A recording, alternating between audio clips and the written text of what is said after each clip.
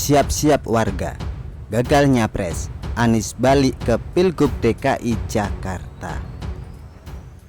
Seluruh aspirasi sudah ditangkap, nama-nama sudah disampaikan ya, kemudian juga seluruh partai sudah menyampaikan aspirasinya dan tiba gilirannya Pak Anies memutuskan. Seperti kita tahu dulu kan pernah ada statement dari teman-teman Nasdem, ada 5 orang, 5 nama, kemudian belakangan mengerucut jadi 3 nama. Akhirnya sudah dikatakan 1 nama itu dianggap sudah final, sudah selesai, dan sekarang tiba gilirannya Pak Anies untuk mencari waktu terbaik untuk memutuskan dan pada akhirnya menjelaskan pada publik. Saat ini ada keceriaan terlihat di koalisi pengusung Anies. Diawali dengan pengumuman selesainya pembahasan soal cawapres yang berlarut-larut. Akhirnya sudah terpilih 1 nama dan katanya bakal diumumkan setelah Anies pulang dari melaksanakan ibadah haji nanti. Pengumuman soal cawapres ini disusul dengan keberangkatan Anies di Bandara Soekarno-Hatta pada hari Kamis kemarin. Keberangkatan Anies beribadah haji diantar atau dilepas oleh Agus Harimurti Yudhoyono AHY. Terlihat pula keceriaan di sana. Anies maupun AHY kelihatan happy gitu. AHY kemudian bicara bahwa mereka sama-sama menjemput takdir. Walaupun ada petinggi Demokrat yang membantah bahwa kegiatan AHY mengantar Anies ke bandara itu nggak ada hubungannya dengan soal cawapres.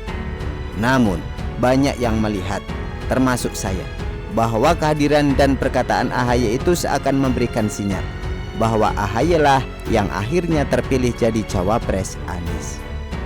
Dalam tulisan sebelumnya, saya sudah mengartikan bahwa cuitan mimpi SBY yang diutarakan di medsos tentang SBY naik kereta satu gerbong dengan Ibu Mega dan Pak Jokowi merupakan manuver pamungkas SBY untuk menegaskan pada Anies bahwa kalau AHY tidak jadi cawapres, maka bisa saja Demokrat hengkang dari koalisi dan tentunya akan menyebabkan gagalnya Anies nyapres.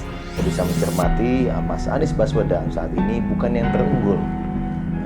Angkanya juga masih belum masuk dalam batas aman untuk bisa lolos ke putaran kedua. Bagaimanapun untuk bisa menaikkan elektabilitas itu butuh waktu. Waktu tinggal kurang dari 8 bulan sehingga kita harus kerja keras dan optimal. Lebih cepat kepastian cawapresnya, lebih cepat deklarasinya, tentu konsolidasi pembentukan tim pemenangan ini juga bisa segera dilakukan dan berbagai strategi dan taktik bisa segera dioptimalkan agar elektabilitas Mas Anies bisa pelan-pelan ya terus meningkat sehingga mencapai peak performance-nya pada Februari 2024. Maka pilihan paling rasional buat Anies, ia memilih AHY jadi cawapresnya. Walaupun sejak awal Anies seakan enggan memilih AHY jadi cawapres, pastinya karena AHY yang sangat minim pengalaman kerja, sehingga sulit bagi Anies untuk berharap pada 2 hal penting, bahwa AHY bisa menambah elektabilitas Anies dan AHY nantinya bisa membantu Anies dalam menjalankan tugas sebagai presiden. Kalau beneran memangnya iya, sulit buat Anies untuk ngarepin AHY bisa membantu di kedua hal tadi. Bahkan tercium ada ketakutan di dalam diri Anies. Jika menjadikan AHY cawapres, jangan-jangan elektabilitas Anies malah makin turun. Karena faktanya, di berbagai survei, bersama Ganjar dan Prabowo, Anies selalu di posisi ketiga dengan angka yang makin turun. Bahkan pernah ada survei dari LSI Denny CA terhadap beberapa wilayah yang punya jumlah massa pemilih terbanyak atau provinsi terbesar, yaitu Jawa Barat, Jawa Timur, Jawa Tengah, Sumatera Utara, dan Banten. Jumlah pemilih di 5 provinsi itu sudah lebih dari separuhnya total Indonesia. Sementara Ganjar dan Prabowo masing-masing menang di sebagian wilayah. Anies disebut tidak menang dimanapun alias nol, saking jeleknya elektabilitas Anies. Terus nanti bagaimana Anies berharap memenangkan Pilpres jika berpasangan dengan AHY? Namun, kalau nggak berpasangan sama AHY, ada kemungkinan besar Demokrat akan cabut dari koalisi. Hasilnya juga sama, Anies gagal nyapres. Kepala Anies pasti pusing dah ya. Saking menipisnya kemungkinan Anies menang atau bahkan maju di Pilpres 2024, ada lembaga survei LSI Denny CA yang khusus membuat survei dengan tema jika Anies gagal mendapat tiket capres. Diprediksi bahwa jika gagal maju nyapres di Pilpres 2024, maka Anies akan mencari jalan yang memungkinkan Anies untuk maju lagi di Pilpres 2029. Artinya Anies mencari tempat di mana dia masih bisa mempertahankan elektabilitasnya bisa mempertahankan eksistensinya di mata publik. Nah, Anies bisa masuk bursa cawapres, tapi rasanya nggak mungkin Ganjar maupun Prabowo memilih Anies jadi cawapres. Pastinya masing-masing sudah punya cawapres sendiri, atau Erlangga Hartarto. Mereka semua ini kan para capres yang bakal melanjutkan program-program Presiden Jokowi, sedangkan Anies kan antitesis, nggak nyambung dong.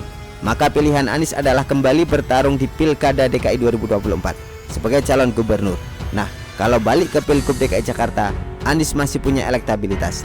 Misalnya dalam survei lembaga Nusantara Strategic Network NSN, Anies disebut bersaing dengan Risma, mantan wali kota Surabaya yang sekarang menjabat sebagai Menteri Sosial, dan Riza Patria, mantan wakil gubernur DKI Jakarta, di mana Risma menempati posisi teratas, lalu Riza Patria, lalu Anies. Sementara di dalam survei yang dirilis lembaga Indikator Politik Indonesia, Anies bersaing dengan Ahok, Ridwan Kamil, Sandiaga Uno, dan Heru Budi Hartono, di mana Ahok menempati posisi teratas, lalu Ridwan Kamil dan Sandiaga Uno, dan Anies di nomor 4. Bahkan dalam survei lain oleh lembaga Arus Survei Indonesia ASI, Anies menjadi calon gubernur paling populer, mengalahkan Heru Budi Hartono, Ahok, Sandiaga Uno, dan Ridwan Kamil. Saingan Anies lainnya, selain nama-nama tadi, yang saat ini namanya mulai menguat untuk maju di Pilgub DKI Jakarta adalah Wali Kota Solo, Gibran. Gibran ini memang juga disiapkan oleh PDIP sebagai salah satu kader potensial untuk maju dalam Pilkada DKI Jakarta 2024. Sementara itu, dalam voting yang dijalankan oleh PSI, nama Gibran juga menempati posisi pertama sebagai calon gubernur DKI Jakarta dengan angka 39,4%. Menurut PSI, ini merupakan pilihan dari warga Jakarta sendiri. Bicara soal warga Jakarta, ya silakan siap-siap untuk menyambut kembali Anies di Jakarta sebagai salah satu calon gubernur. Kondisi saat ini sangat berbeda dengan kondisi di Pilkada DKI tahun 2017. Politik identitas bakal sulit untuk dimainkan dengan kemungkinan besar nggak laku. Peserta reuni 212 saja makin sedikit. Nggak ada itu jutaan umat yang protes ketika sidang Rizik Syihab berlangsung. Petamburan juga sepi saja. Warga Jakarta sudah tidak bisa lagi ditakut-takuti dengan upaya kelompok 212 untuk putihkan Jakarta. Artinya, Anies harus konsisten dengan apa yang sudah dia sampaikan selama berkampanye jadi capres, yakni rekam jejak. Rekam jejaknya ini sih yang bisa jadi bantu sandungan Anies. Dari mengalirkan air ke laut itu melawan sunatullah, sampai janji Anies mendatangkan Juventus, Real Madrid, dan Barcelona untuk tanding di Stadion JIS pada awal tahun 2022, yang akhirnya nggak jadi dan malah keduluan Pak Erick Thohir mendatangkan juara Piala Dunia tim Argentina ke Indonesia. Belum lagi soal indeks kebahagiaan warga DKI Jakarta yang turun sejak Anies menjabat sebagai gubernur DKI. Lalu angka putus sekolah SD di Jakarta yang tertinggi se-Indonesia. Lalu ada angka kemiskinan yang naik selama Anies menjabat. Bahkan ada data jumlah balita yang mengalami gizi buruk di Jakarta juga meningkat. Ada juga soal ratusan ribu warga Jakarta yang masih BAB sembarangan, dan masih banyak lagi. Belum lagi soal pengangguran, rumah buat warga miskin yang sempat jadi janji kampanye Anies, air bersih, utang buat bangun Stadion JIS, dan lain-lain. Dengan kata lain, rekam jejak Anies malah tidak membantu. Jika Anies maju lagi di Pilkada DKI Jakarta, jadi sebaiknya Anies cari strategi lain. Minta tolong ke umat 212 kek, apa kek, biarlah Anies yang mikirin. Siap-siap pusing kepala lo Nis. Begitulah kura-kura. Artikel diambil dari Shibor.com, ditulis oleh Nina Nur. Bagaimana menurut Anda?